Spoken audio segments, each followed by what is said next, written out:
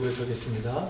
전능하사 천지를 만드신 하나님 아버지를 내가 믿사오며 그 외아들 우리 주 예수 그리스도를 믿사오니 이는 성령으로 잉태하사 동정녀 마리아에게 나시고 본디오 빌라도에게 고난을 받으사 십자가에 못 박혀 죽으시고 장사한 지 사흘 만에 죽은 자 가운데서 다시 살아나시며 하늘에 오르사 전능하신 하나님 우편에 앉아 계시다가 저리로서 산자와 죽은 자를 심판하러 오시리라.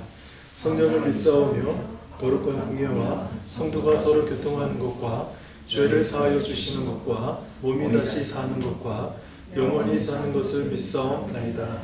아멘. 찬송가 95장 함께 찬양하겠습니다.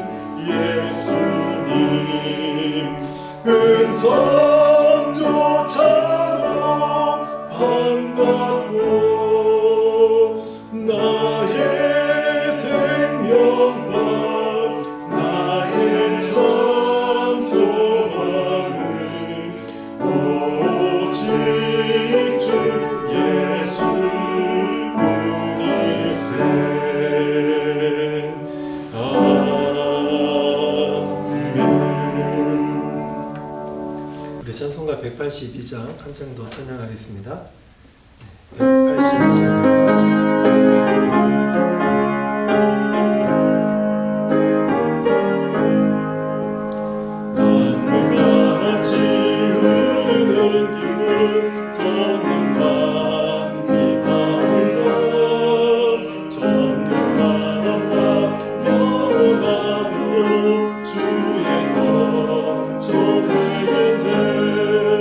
주님 주시는 참된 평안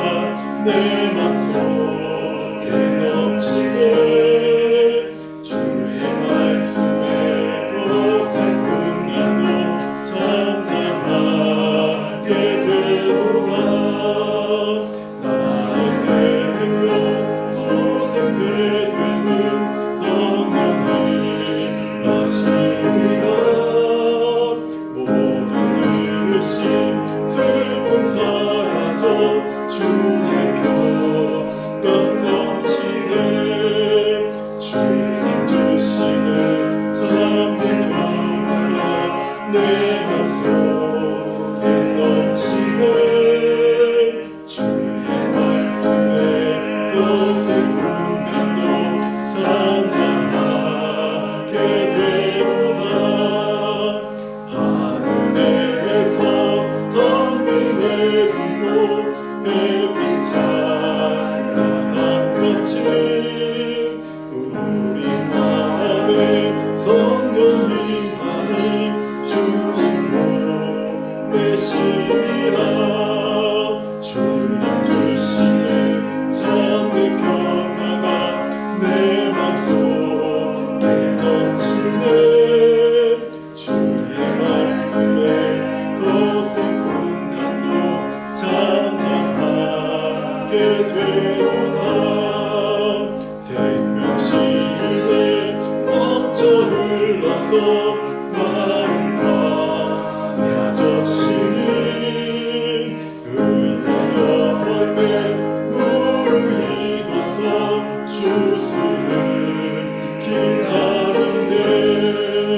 주님 주시는 참된 평화가 내 맘속에 넘치네. 주의 말씀에 거센 풍랑도 잔잔하게 되도다. 놀라우신 주의 은혜로 그의 얼굴 뵙겠네. 평화로운 안식처에서 영원토록 쉬겠네.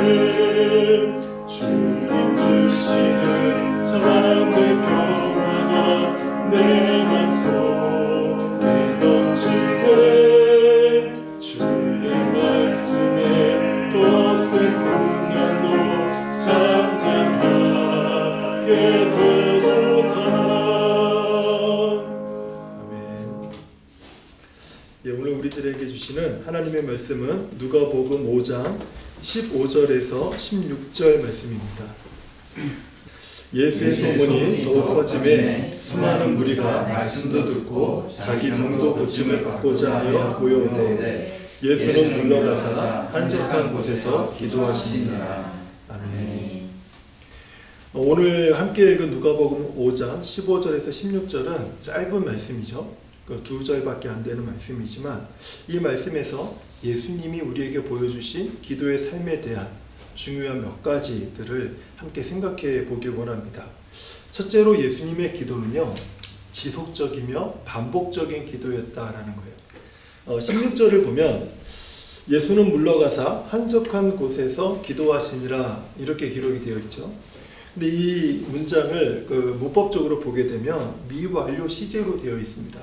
그래서 여러 가지 버전의 영어 성경으로 보면 예수님은 물러가서 한적한 곳에서 기도하시곤 하였더라 라고 이런 식으로 번역이 되어 있어요. 그러니까 미완료 시제는 잘 아시겠지만 과거부터 해온 행동이 지금까지 이어지는 것, 이것을 미완료 시제라고 하죠.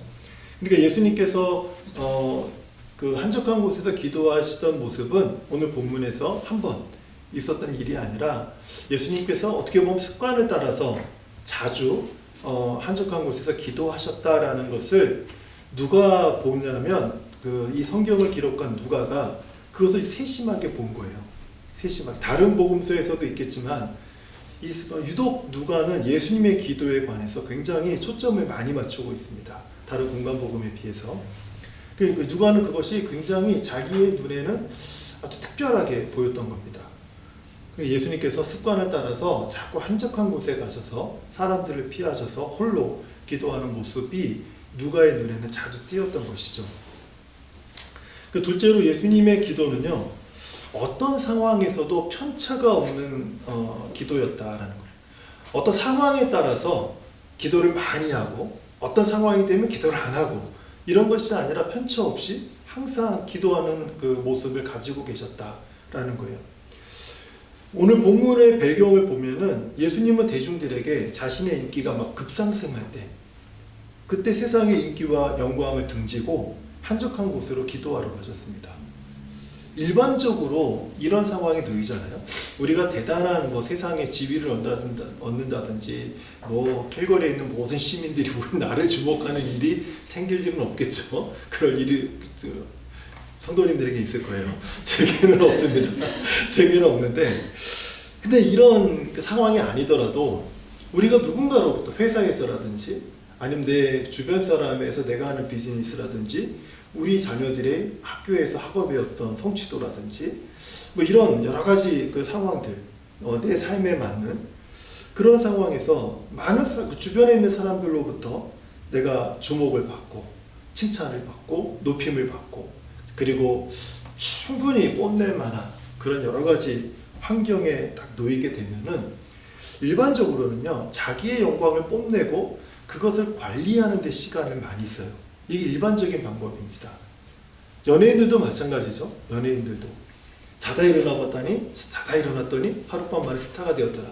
그때부터 그 사람들이 하는 일은 이미지 관리를 하는 거예요. 스타에 맞는 스텝들을 하나씩 걸으면서 그런 이미지 관리를 하는 것이 이게 일반적인 것입니다. 이게 자연스러운 것이에요. 그런데 예수님은 오히려 자연스러운 것을 역행하셨어요. 사람들의 인기를 받고 사람들이 찾아오고 사람들이 나는 당신의 말씀을 듣고 싶습니다. 당신의 말씀은 어느 랍비와도 다르고 바리새인과도 다르고 서기관과도 다르고 어떤 율법사보다도 당신의 말씀이 탁월합니다. 그러니까 나는 당신의 말씀을 들으러 저 먼 데서부터 여기까지 왔습니다. 이렇게 얘기하면서 사람들이 막 모이는 거예요. 당신의 능력은 대단합니다.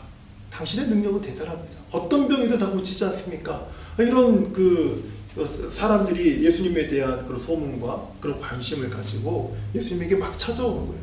막 세상이 예수님에게 집중되고는 듯한 그런 느낌을 갖는 그 순간에 한적한 장소에서 기도하러 가시는 거예요. 근데 우리는 그런 순간에 한적한 장소에서 막 기도하다가도 그런 순간이 되면 어떻게 돼요? 그 기도의 자리를 버리고 대중들 앞에서 자신의 인기 관리를 하는 게 우리들의 모습이라는 거죠. 구약 역사를 보면요, 고난과 실패로 인해서 망한 경우보다 성공과 번영에 취해서 망한 경우가 훨씬 많습니다. 그러니까 우리도 전 마찬가지라고 생각이 들어요. 고난과 실패 앞에서 우리는 눈물의 기도가 나오죠. 사방이 다 막힌 것 같이 답답할 때 그때 기도하잖아요. 한숨 쉬면서 기도하잖아요. 근데 모든 일이 형통할 때 우리는 기도의 자리를 떠난다는 거예요. 이게 너무 자연스럽다는 거예요. 잘 먹고 잘 살게 되고요. 편안하고 배부르게 되고요. 그리고 내가 할 수 있는 많은 것들이 세상 속에 있게 되면 이상하게 그때부터는 기도의 자리를 떠나기 시작한다는 거죠. 결국 이러한 습관은요, 깊은 기도의 시간을 가로막는 큰 장애물이 된다는 거예요. 하지만 예수님은요, 세상과 사람이 주는 그 영광의 시간에도 평소와 같이 그저 한적한 장소를 찾아 기도하는 모습을 보여주셨다는 거예요. 그러니까 예수님은 사람들이 원하는 것을 가져도 기도하셨고, 예수님은 사람들이 당하는 어려움을 겪어도 기도하셨고, 그러니까 주변에 있는 어떤 상황이 예수님의 기도하는 습관을 흔들지 못했다는 거예요. 그런데 제가 이 말씀을 보면서 예수님은 그 예수님의 기도하는 모습을 보면 어떤 상황에 따라서 예수님의 기도하는 습관이 기울어지거나 치우치거나 하는 그런 생활을 전혀 우리들에게 보여주지 않는다는 거예요. 그래서 자기 주변에서 어떤 일이 일어나도, 성공이 일어나도 실패가 일어나도 고난이 와도 그리고 기쁨이 와도 그건 거예요. 그리고 예수님은 항상 편차없는 기도의 생활의 모범을 제자들에게 계속해서 보여주고 계셨다는 거예요. 이것이 저는 굉장히 중요한 것이라고 생각이 들어요. 세 번째로 예수님의 기도는요, 사역 시간과 기도 시간이 균형이 잡혀 있다는 것을 알게 돼요. 사역 시간과 기도 시간에 균형이 잡혀 있다는 거예요. 오늘 본문에서 많은 무리가 예수님을 찾아온 이유가 뭐죠? 예수님에 관한 소문을 들었기 때문이죠. 말씀이 특별합니다. 어떤 병이라도 다 치료하지 않습니까? 심지어 귀신도 쫓아내지 않습니까? 이런 소문을 듣고 예수님을 찾아온 그 사람들은 점점 많아져서 큰 무리를 이루었어요. 그런데 그 큰 무리들을 개개인을 보면 저마다 예수님에게 간절한 어떤 바람을 가지고 다 찾아왔다는 거예요. 예수님은 이런 간절함을 가지고 찾아온 사람들을요, 분명히 애정을 가지고 다 대하셨어요. 그렇지만 예수님은 가르침과 치유와 축사 등의 분주한 사역 시간 때문에 기도의 시간을 밀어보신 적이 없다라는 거예요. 기도의 시간을 빼앗기신 적이 없다라는 거예요. 굉장히 분주하게 사역하셨음에도 불구하고 예수님은 항상 기도하는 시간을 따로, 본인의 기도 시간이 따로 정해져 있고 그 시간을 자연스럽게 지켰다라는 거예요. 그러니까 기도하는 시간과 사역 시간의 균형을 항상 유지하셨다라는 거예요. 이 밸런스를 예수님은 놓치지 않았던 거예요. 예수님께서 이렇게 기도와 사역의 이 밸런스를 유지하셨던 이유는요, 성공한 후에 밀물처럼 몰려오는 수많은 유혹들에 대해서 예수님은 너무 잘 알고 계셨던 거예요. 사람들이 아무리 예수님을 성공한 사람이라고 부추기고 높은 자리로 올려놓는다 할지라도 예수님은 그 달콤한, 성공의 달콤한 자리에 머무르지 않으셨어요. 그곳을 떠나서 예수님을 가장 예수님답게 하는 기도의 자리를 지키셨다는 거예요. 그래서 제가 원고를 이렇게 쓰면서 너무 부끄럽더라고요. 제가 이렇게 썼어요, 원고에다가.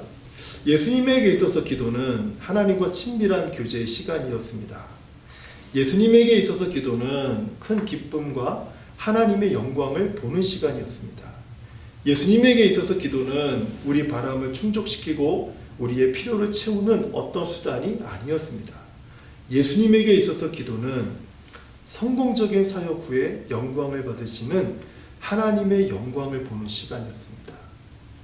예수님이 그렇게 한적한 그 기도의 시간, 홀로 하나님께 나아가는 그 기도의 시간을 항상 지킬 수 있었던 이유가 어디에 있냐면 그 기도가 나의 성공, 나의 바램, 나의 필요를 구하는 어떤 하나의 수단이나 방법이나 목적이 되지 않았다는 거예요. 항상 예수님은 하나님이 공급하신 힘과 능력과 성령의 그 충만함을 따라서 사역을 하셨어요. 그리고 그 사역이 하나님이 가장 기뻐하실 만한 아름다운 열매를 맺으셨을 때 기도하시면서 그 사역의 성공을 바라보면서 영광을 받으실 하나님을 바라본 거예요. 기도의 방향이 달라요.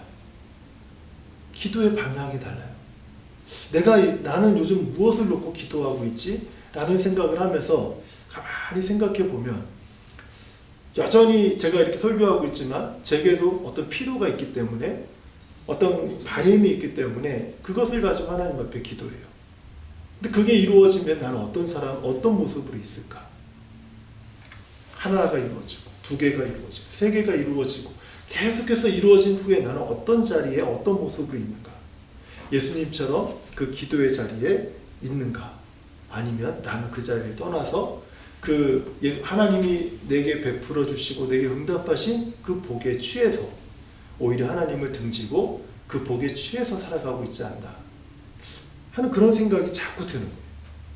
우리가 예수님의 기도를 배우고 따를 때 하나님께서 우리를 통해서 이루시는 그 하나님의 크고 놀라운 일들로 하나님을 찬양하고 영광을 받으실 그 하나님을 바라보고 하나님과 그 친밀한 사랑의 관계를 누리는 그 예수님의 기도를 나는 경험할 수 있을까? 나는 지금 그것을 경험하고 있는가? 예수님이 기도하시는 기도의 자리와 내가 기도하는 기도의 자리는 너무 다른 것 같아요. 예수님께서 그렇게 기도의 자리를 지키시려고 했던 이유는 모든 자신의 삶을 통해서 받으실 그 영광을 받으시는 하나님을 바라보면서 그것을 기뻐하시면서 거기서 주님과 함께 하나님과 함께 교제하고 그 친밀한 그 교제를 충분히 누리시는 그 기도의 모습을 보여주셨는데 자꾸 허덕이는 기도, 무엇인가를 바라고 무엇인가가 충족되길 원하면서 헉헉거리는 그런 기도의 자리에서 나는 머물러 있지 않는가 하는 이런 생각이 드는 거예요. 그래서 우리가 하반기에 저도 그렇고요. 우리 교회가 또 성도님들이 하반기에 좀 우리 안에 부흥이 좀 일어났으면 좋겠다. 근데 그 부흥의 시작은 예수님이 기도하신 그 기도의 자리에서 나도 그렇고 여러분들도 그렇고 그 기도의 자리로 돌아가서 내가 허덕이면서 기도하던 그 기도 자리를 떠나고 예수님이 기도하셨던 그 기도의 그 자리, 하나님과의 그 친밀한 교제만으로 하나님의 영광을 바라보는 그것만으로 충분히 기뻐하고 충분히 회복되고 충분히 하나님의 그 능력으로 성령으로 충만해져서 이런 내 주변에 있는 다른 것들에 더 이상 영향을 받지 않을 정도로 하나님 안에서 만족을 누릴 수 있는 그 자리, 거기에서 우리가 기도할 때 저도 그렇고 우리 성도님들도 그렇고 예수님께서 기도하신 그 기도의 모범을 보여주신 그 모습을 경험하게 되지 않을까. 그거 경험하게 되면 전 그게 부흥이라고 봐요. 우리 성도님들의 삶 속에서 그것을 경험하신 적이 있습니까? 근데 제가 있어요. 부끄럽게도. 이게 자랑이 아니라 부끄러운 거예요. 그것을 경험했었는데 그 자리로 돌아가는 게 너무 힘들어요. 몸이 천근만근이. 이게 너무 정말 부끄러운 거예요. 천근만근이에요. 막 발이 안 떼져요. 집에서 발이 안 떼져요. 그렇게 바쁘고 분주했어도 그 예수님이 기도하셨던 그 자리에서 하나님의 영광을 바라보고 예수님이 경험하셨던 그 하나님과의 그 친밀한 교제, 그 경험이 있음에도 불구하고 자꾸 그 자리로 가는데 발이 안 되죠. 그냥 여전히 허덕거리면서 기도하는 이 자리에는 너무 쉽게 가는데 이쪽으로는 잘 안 가지는 거예요. 근데 예수님은 그 기도를, 그 기도의 모범을 우리들에게 보여주시고 그리고 우리가 그 기도의 자리로 오도록 항상 바라고 초청하고 계신다라는 그 생각이 많이 들어요. 마지막으로 예수님의 기도는요, 우리의 일상에서 기도의 위치가 어디쯤인지를 가르쳐주고 계시는 기도예요. 예수님의 기도를 통해서 내 삶에서 기도의 위치는 어디에 있는가, 그리고 예수님은 자신이 기도하는 삶을 보여주시면서 제자들에게 기도가 너희들의 삶에서 삶의 위치가 어디쯤인지 알고 있니? 라고 예수님은 그것을 자꾸 보여주시는 거예요. 그거 혹시 기억나시죠? 벙어리 귀신 들린 그 아이를 제자들이 내쫓지 못했을 때 예수님이 산에서 내려오셔서 벙어리 귀신 들린 아이를 내쫓으셨어요. 귀신을 내쫓으셨어요. 그리고 일이 다 정리가 됐어요. 그리고 제자들이 다 예수님, 이제 저녁에 제자들이 예수님께 나오면서 예수님, 우리는 왜 귀신을 내쫓지 못했습니까? 그렇게 예수님께서 뭐라고 하시냐면 기도 외에는 이런 유가 나갈 수 없느니라. 기도 외에는 답이 없다. 기도 외에는 답이 없다. 제자들이 그 말을 어떻게 이해했을까요? 그 말을 우리 여러분들은 그 말씀을 어떻게 이해하고 계십니까? 열심히 기도하라는 말로 이해를 하고 계십니까? 제자들도 저희랑 뭐 별반 다르지 않게 이해하지 않았을까 싶어요. 아, 기도해야 되는구나. 기도하라고 하신 말씀이구나. 그런데 예수님께서 보여주시는 기도의 모습을 보면 그 뜻이 아닌 것 같아요. 기도가 너희들의 삶의 위치에서 어디쯤인지를 자꾸 보여주시는 것 같은 거예요. 우리들은 기도를 저 아래쪽에다 두고 있는지 모르겠지만 예수님은 자신의 삶의 위치에서 기도가 항상 탑에 있다는 것을 제자들에게 보여주셨어요. 그런데 제자들은 방법을 자꾸 물어요. 그럼 예수님은 그게 기도 외에는 답이 없다. 아, 기도하란 말씀이구나. 이렇게 제자들이 이해하고 우리도 그렇게 이해한다면 우리는 계속 기도가 우리 삶의 위치에서 예수님이 가르쳐 주신 위치가 아니라 내가 정한 위치로 자꾸 내려놓는 것을 우리는 경험하게 될 거예요. 근데 예수님은 그것을 말씀하시고 싶은 것이 아니었던 거예요. 사도행전에 보면 예수님의 제자들과 관련해서 굉장히 흥미로운 한 가지 사건이 나와요. 우리가 잘 아는 말씀이에요. 오순절에 성령 충만을 받은 제자들이 이제 많은 사역으로 분주해지지 않습니까? 회개한 그 성도들이 3,000명, 5,000명 모이니까, 그리고 막 그 헬라파, 그 히브리파 막 과부들도 오고 막 이러니까 막 그 교회 공동체가 막 커지고 정신이 없어졌어요. 근데 그 중에서 사도들에게 있어서 굉장히 중요한 사역은 구제였습니다. 근데 이 사역에 대해서 제자들은 자신들의 입장을 교회 공동체에다가 이렇게 말해요. 사도행전 6장 2절과 4절을 보면요, 12사도가 모든 제자들을 불러 이르되 우리가 하나님의 말씀을 제쳐놓고 접대를 일삼는 것이 마땅하지 아니하니 형제들아, 너희 가운데서 성령과 지혜가 충만하여 칭찬받는 사람 7을 택하라. 우리가 이 일을 그들에게 맡기고 우리는 오로지 기도하는 일과 말씀 사역에 힘쓰리라 하니, 여기서 사도들이 무엇을 가장 자신들의 사역과 삶에 가장 높은 위치에 두고 있냐면 기도와 말씀이라고 보는 사람도 있지만 성경에 있어서 중요한 문법적인 그 해석하는 방법이 한 가지가 있는데, 강조하는 것을 앞에다 둔다라는 것을 캐치하는 거예요. 어순이 말씀이 앞에 있으면 말씀이 강조가 되는 거고, 기도가 앞에 있으면 기도가 강조가 되는 겁니다. 근데 여기서 사도들이 얘기하는 것은 우리는 오로지 기도하는 일과 말씀 사역에 힘쓰리라. 이것을 같이 볼 수도 있지만, 그렇지만은 누가복음과 사도행전의 기록을 전체적으로 보면 기도에 관해서 굉장히 초점을 맞추고 강조해왔다는 것을 알게 돼요. 그래서 유독 누가는 말씀 사역과 기도하는 일이라고 하지 않고 기도하는 일과 말씀 사역에 힘쓰리라라고 기도를 가장 앞에다 둔 거예요. 왜냐하면 누가의 눈에는 예수님께서 기도하는 모습을 계속해서 보여주신 것을 알아챘고, 예수님의 삶을 통해서 봤을 때 아무리 바쁘셔도 기도가 그분의 삶의 우선순위에서 1번이었다는 것을 누가는 너무 잘 알고 있었던 거예요. 그렇기 때문에 이렇게 성경에다 기록을 한 거죠. 그런데 요즘 보게 되면, 요즘이 아니라 아마 과거에도 그랬을 거예요. 어떤 사람들은요, 내가 하는 그 많은 일들이 자신의 정체성을 결정짓는다고 생각하시는 분이 있는 것 같아요. 교회에서도 그렇고 내가 내 생활 그냥 개인적으로도 그렇고, 내가 많은 일을 하고 있으면 그것이 나의 정체성이라고 생각하시는 것 같아요. 거기서 나의 정체성을 찾으려고 하시는 것 같아요. 왜냐하면 많은 일을 한다는 것은 많은 생각을 해야 되고 많은 일을 결정해야 되거든요. 많은 생각을 하고 많은 결정을 한다는 사람은 사회적 지위가 점점 높아지는 것을 의미하기도 하죠. 그래서 사람들은 자꾸 나는 누구고 뭐하고 하는 것들을 하나를 얘기하는 사람이 하지 않고 많은 것을 얘기합니다. 내가 이런 사람이야 라고. 그게 자기의 정체성을 결정 지어준다라고 생각하는 것 같아요. 그리고 그것이 내가 많은 일을 하고 있는 것이 자신의 위치를 자신의 위치가 평가받는 기준이라고 생각하고 있는 것 같아요. 그래서 많이 바쁘시죠? 그럼 너무 바빠요. 이게 굉장히 200점 좋은 대답, 200점짜리 대답이라고 생각하는 것 같아요. 많은 사역으로 분주한 사람들의 특징이 무엇이냐면요, 자기 주변에서 가장 소중한 것들을 하나씩 희생해 가기 시작합니다.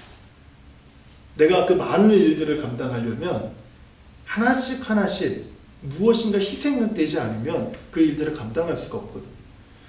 어떤 사람 평소에 즐기던 건강한 습관들을 줄이거나 멈춰야 돼요. 운동을 한다든지 사람들과의 모임을 참석한다든지 하는 그런 일들을 다 줄이거나 멈춰야 돼요. 또 어떤 분들은 가족들에게 소홀해지기 시작하죠. 아이들과 함께 있는 시간이 줄어들게 되고, 그리고 아내와 함께 보내는 시간이 줄어들게 되고, 우리 가족 전체가 보내는 시간들이 점점 줄어들게 돼요. 왜? 바쁘니까. 제가 부목사로 사역을 하면서 제가 아직도 제 마음에 상처가 마음에 너무너무 아프게 와닿는 하나의 하나의 일이 있어요. 그거는 제가 그때 정교인 수련회를 할 때 저희 희영이가 제 뒤에서 요만했을 때예요. 희영이가 요만했을 때인데 저를 자꾸 아빠 부르는데 정신이 모든 사역에 쏠려 있어가지고 제 뒤에서 부르는데도 제가 아이의 소리를 듣지 못하는 거예요. 제가 그런 사람이에요. 나중에 고함을 지르더라고요. 그런데 그때서야 그 소리를 듣게 돼요. 그리고 말을 안 하더라고요. 많이 분주하다, 많이 바쁘다, 그렇게 되면 무엇인가에 자꾸 소홀해지는 그런 경향들이 드러나요. 그런 나에게 기도 시간은 사치스러운 시간이에요. 기도하자 그러면요, 졸려요. 피곤하고. 집에서도 그렇고 교회에서도 그렇고 기도하는 환경 속으로 들어오지 못해요. 왜요? 그게 사치스러우니까. 너무 바빠서 그 정도의 시간을 낼 만큼의 여유가 되게 없는 거죠. 그러나 제자들은요, 아까 그 사도행전의 말씀을 보면 많은 사역의 양을 다른 직분자들에게 분담하기로 결정합니다. 그리고 이렇게 확보한 그 시간을 확보한 다음에 제자들은 기도 시간을 가장 자신의 삶의 우선에다 정해놓기 시작을 했어요. 이 결정으로 사도들이 더 사도다워졌어요. 이 결정으로. 마치 예수님께서 예수님을 예수님답게 했던 것, 그것이 기도의 시간이었던 것처럼 제자들을 제자다운 모습으로 돌아서게 하는 것도 기도였다라는 거예요. 그러니까 기도는요, 그동안 제가 배워왔던 기도는 오늘 제 설교와 달라요. 죄송하지만. 제가 너무 이 말씀을 전할 그 자격이 별로 없는 것 같아요. 제가 그동안 배워왔던 기도는 부르짖는 기도, 천국 보좌를 흔드는 기도, 불같은 기도, 응답의 축복을 누리는 기도, 성령 충만을 구하는 기도. 자꾸 무엇인가를 내가 받는 기도를 참 많이 했던 것 같아요. 근데 오늘 말씀을 준비하면서 예수님은 그렇게 기도하셨으면서도 불구하고 자기를 위한 삶을 단 한 번도 사신 적이 없어요. 뭔가 잘못된 것 같다. 뭔가 잘못된 것 같다. 예수님은 기도하는 그 시간을 통해서 예수님은 예수님다워졌어요. 기도하는 예수님의 모범을 본 제자들은 그들은 우리 앞에 본 말씀처럼 사도행전에서 기도를 자신들의 삶에 분주한 사역을 제해버리고 기도를 자신들의 삶에 제1순위로 올려두면서 제자들은 제자다워졌고 사도들은 사도다워졌어요. 그러니까 우리는 여기서 한 가지 귀한 원리를 발견하게 되죠. 기도는 성도를 성도답게 하는 것이고, 기도는 직분자를 직분자답게 하는, 기도는 집사를 집사답게 하고, 기도는 권사를 권사답게 하고, 기도는 장로를 장로답게 하고, 기도는 목사를 목사답게 하는 거예요. 어떤 기도가요? 예수님이 보여주시는 그 기도의 모습, 그 삶이 막 활떡거리며 기도하는 우리들의 기도의 삶의 모습이 아니라 예수님이 기도하셨던 그 기도의 삶의 모습 속에서는 바로 그렇게 만든다. 그러니까 기도는 사업하는 사람은 사업가답게 하고, 기도는 학생을 학생답게 하고, 기도는 인간을 인간답게 하는. 왜냐하면 우리가 하나님의 형상으로 지음받은 존재이기 때문에 인간이 정말 인간다워지려면 그 인간은 기도하는 사람이다. 그러니까 여기까지 결론에 여기까지 이룰 수밖에 없게 되더라고요. 생각이. 그러니까 하나님은 누구신가? 그분은 우리 신앙생활의 수단이 아니라는 것이죠. 그분은 우리 신앙생활의 본질이 되시는 분이고 전부가 되시는 분이라는 거죠. 그러니까 하나님과 그 친밀한 교제와 사귐을 목적으로 하는 기도는 우리가 어떤 일을 성취하기 위해서 사용하는 수단이 되어서는 안 된다는 거죠. 하나님을 이용해서 우리의 바램이나 성공을 이루는 도구가 기도로 나타나서는 안 된다는 것이죠.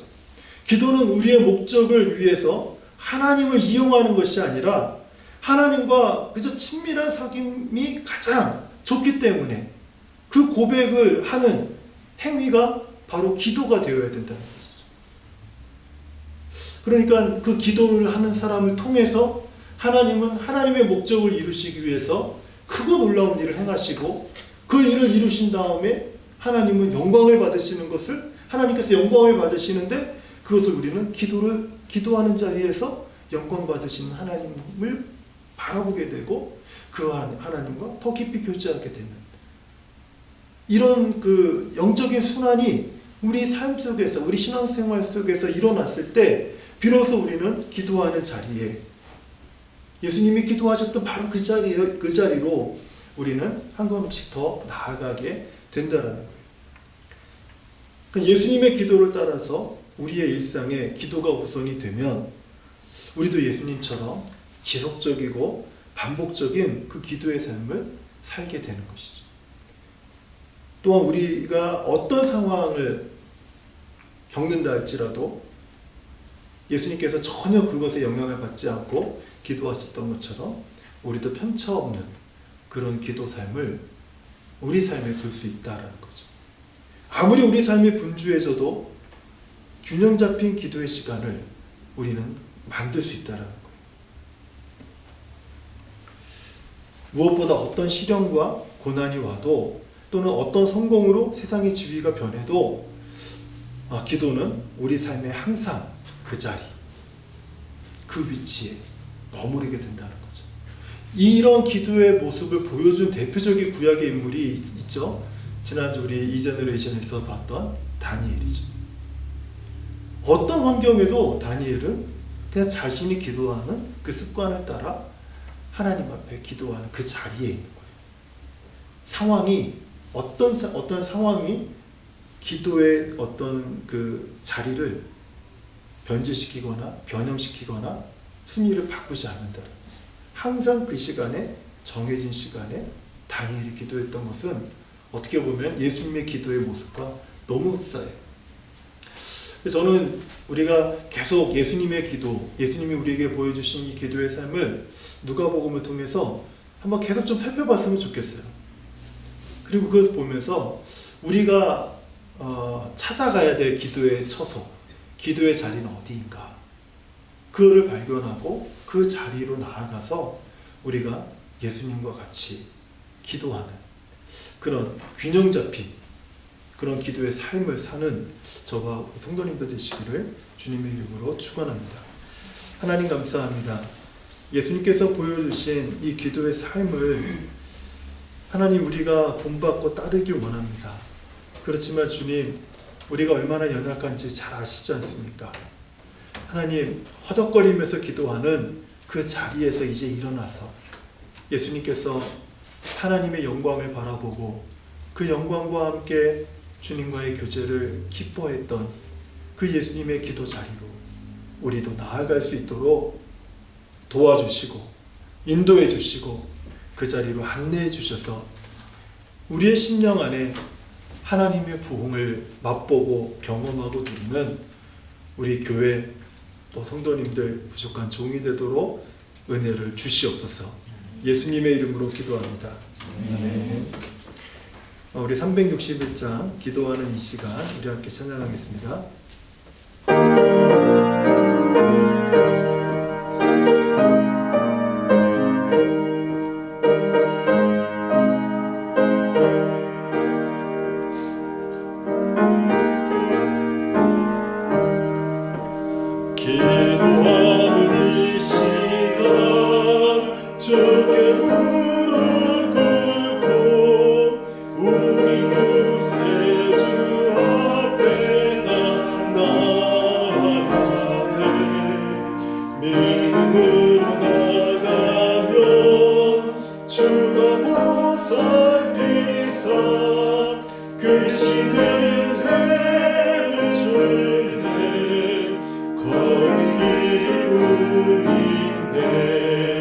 기도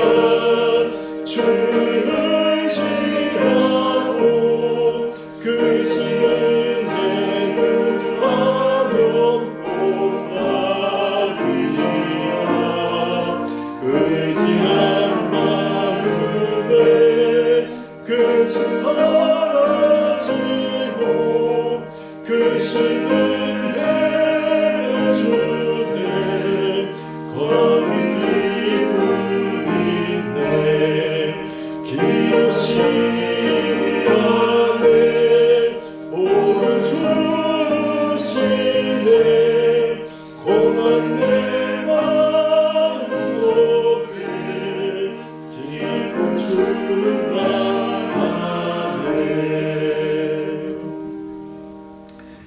이제는 우리 죄를 위해서 십자가에 죽으신 예수 그리스도의 은혜와 하나님 아버지의 크고 놀라우신 사랑과 성령님의 감동, 위로와 교통하심이 예수님께서 보여주신 기도의 삶을 통해서 주님, 저도 주께서 기도하신 그 자리로 옮겨가 주께서 기도하셨던 그 하나님 영광을 나도 누리고 기쁨을 나도 경험하고 하나님과의 그 깊은 교제를 나도 내 삶에서 누리기를 소망합니다.